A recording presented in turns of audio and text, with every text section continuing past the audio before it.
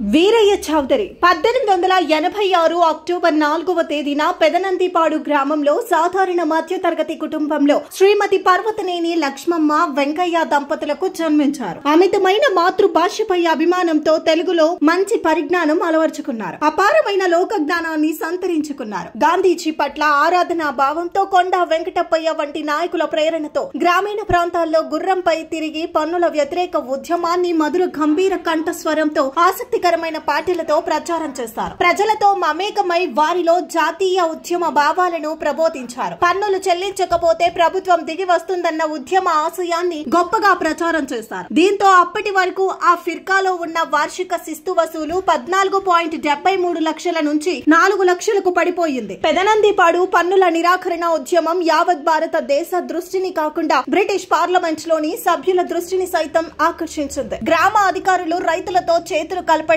ప్రత్యామ్నాయ నియామకాలకు ఎవరూ ముందుకు రాకపోవడం వల్ల ప్రభుత్వ ప్రతిష్ట మంటగలిసింది. ఉద్యమంలో భాగంగా ఎక్కడా హింసకు తావు లేకుండా రోజు గుర్రంపై 5-6 ఊర్లు తిరుగుతూ పర్వతనేని పహారా కాశారు. గ్రామాల్లో కచేరీలు, బుర్ర కథలు ఏర్పాటు చేసి ప్రజల్లో దేశభక్తిని రగల్చడమే కాకుండా పెదనందిపాడు ప్రాంతంలో 6,000 మంది యువకులతో శాంతి సైనికులను తయారు చేశారు. దౌర్జన్యంగా పన్నులు రాబట్టాలని మద్రాసు నుంచి సైన్యాన్ని రప్పించిన వీరయ్య చౌదరి నేతృత్వంలోని శాంతి సేన తిప్పికొట్టింది. భారతదేశ స్వాతంత్ర పోరాటంలో బ్రిటిష్ పాలకులను గడగడలాడించిన ఉద్యమాలలో ప్రధానమైనదిగా పెదనందిపాడు పన్నులు నిరాకరణ ఉద్యమం గుర్తింపు పొందింది. పర్వతనేని ఆంధ్ర శివాజీగా, దక్షిణ బార్డోలి నాయకునిగా ప్రజలు కీర్తించారు. అయితే చౌరీ చారా ఘటనతో పెదనందిపాడు పన్నులు నిరాకరణ ఉద్యమాన్ని నిలిపివేయాలని గాంధీజీ ఆదేశించడంతో ఆత్మాభిమానం కలిగిన వీరయ్య చౌదరిని ఎంతగానో కలవరపెట్టింది. సుమారు 100 గ్రామాలలో తన సారథ్యంలో ప్రారంభమై 4 నెలల పాటు ఉద్రిక్తంగా సాగిన ప్రజా ఉద్యమం ఒక్కసారిగా నీరుగారిపోవడం, తనకు తలవంపులు తేవడం వీరయ్య చౌదరి సున్నిత హృదయాన్ని గాయపరిచింది. ఆ తర్వాత ఆయన ఎప్పుడూ ప్రజా జీవితంలోకి రాలేదు.